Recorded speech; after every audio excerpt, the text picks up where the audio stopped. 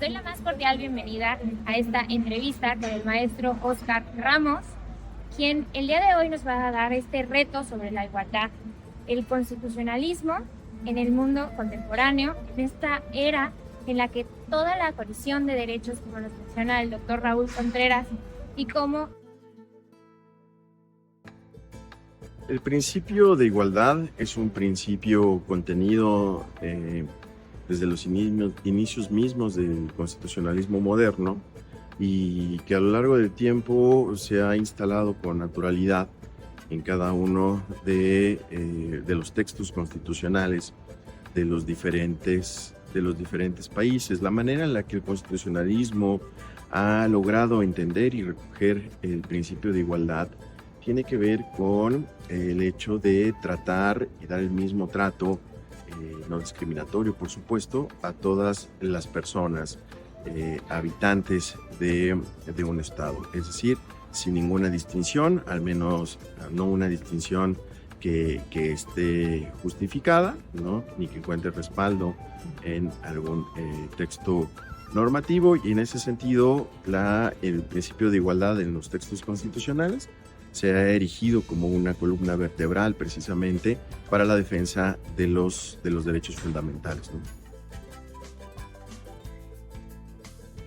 El control de convencionalidad hoy en día en relación con el principio de igualdad es muy importante. La razón de esto es que tras una evolución histórica del tratamiento que se le ha dado al principio de igualdad, hemos arribado al escenario o al paradigma, podría decirlo, de nuestros días, que es el control de la convencionalidad, y que no ha hecho sino expandir la esfera de protección de los derechos humanos, de los derechos fundamentales ya recogidos en los textos constitucionales, y en ese sentido se ha vuelto un aliado y una herramienta muy poderosa para la conquista del derecho a la igualdad.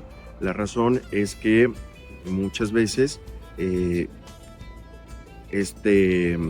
las convenciones internacionales van a contemplar un espectro mucho más amplio de los derechos de las personas, y al formar parte de los sistemas jurídicos lo que hacen es expandir precisamente esta gama o este espectro de derechos de las personas.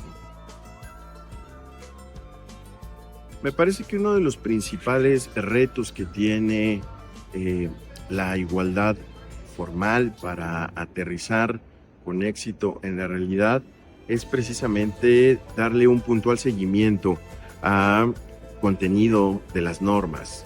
Pasa como en muchísimas normas, muchísimas leyes que son diseñadas con una técnica legislativa depurada o con grandes y mejores intenciones, pero al momento de ser aterrizadas en la realidad, pues estas sencillamente no logran el cometido para el cual fueron concebidas. Y en ese sentido creo que el reto para pasar de la igualdad formal a la igualdad material pues tiene que ver con dos cosas. Uno, con un seguimiento puntual por parte de las autoridades para la implementación, pero mucho más allá, me parece, con un cambio cultural, ¿no? Con un despertar de las conciencias para poder precisamente llevar el contenido de un contenido noble de una norma para poder aterrizarlo en la realidad.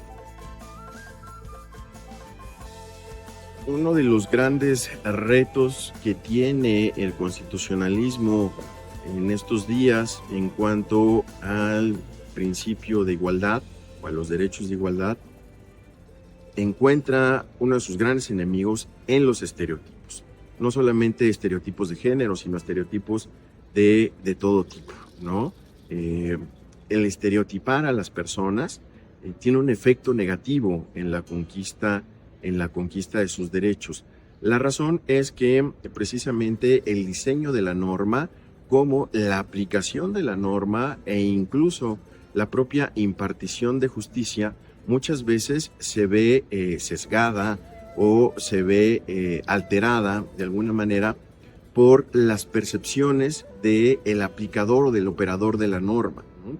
Me parece que una herramienta indispensable es el despojarnos de estos estereotipos, de estos prejuicios, ¿no? Y mantener de alguna forma la pureza del contenido de la norma. Esto no es nada sencillo, por supuesto que es muy sencillo el poder decirlo, el poder platicarlo, ¿no? Pero es un escenario deseable, es decir, que la política pública no sea diseñada desde una óptica estereotipada, ni sea aplicada, ni sea dispensada a la justicia a partir de estos estereotipos que suelen encasillar a las personas, ¿no? Y en ese sentido, someter a una camisa de fuerza al ejercicio de los derechos de las personas.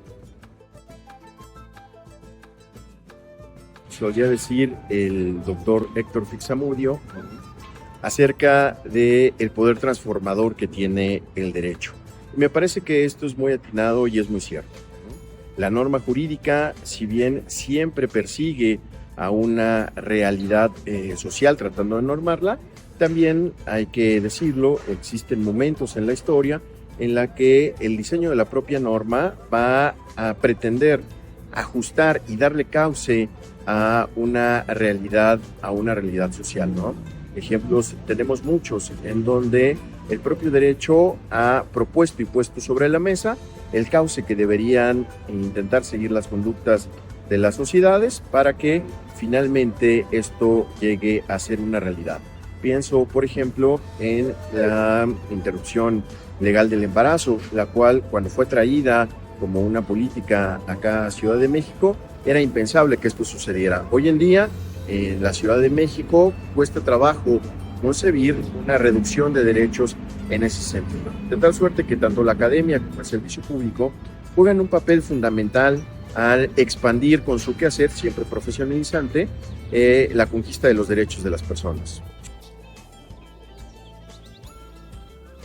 Una parte muy importante en el aseguramiento de los derechos de igualdad, me parece, tiene que apostar no solamente por una profesionalización en el ámbito del servicio público o siquiera del ámbito legislativo. Me parece también muy importante, quizá un poco más, no solamente la capacitación permanente de los operadores normativos, sino también la sensibilización que se puede hacer de las personas.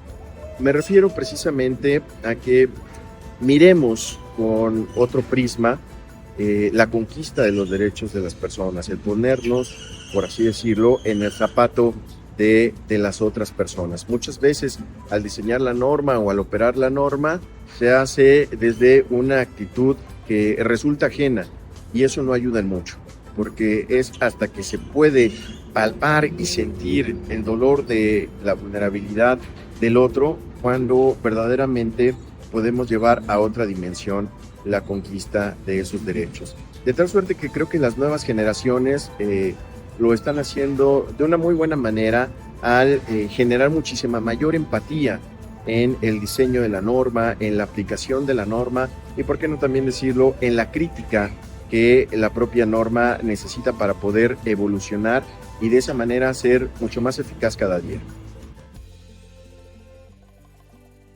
El mensaje que dejo para nuestras amigas y para nuestros amigos jóvenes abogados es que no dejen de luchar por los derechos y sus conquistas, que bajo ninguna circunstancia den por hecho que el estatus actual que vive la conquista de los derechos humanos en México es inamovible. La historia misma de la humanidad es una lucha permanente por estos derechos. Tan solamente hace 200 o 300 años nuestra realidad era muy distinta y nada nos garantiza que puedan existir retrocesos en las conquistas de estos derechos. De tal suerte que la lucha por los derechos humanos, por los derechos fundamentales, es siempre una lucha inacabada. Muchas gracias. Muchísimas gracias, estimado maestro Oscar. Es un orgullo tenerte en Amarelil desde la Cámara de Diputados y sigamos actuando no solamente en estos 16 días de activismo, sino a lo largo de todo el año y de nuestra vida. Muchísimas gracias. Amarelil va contigo.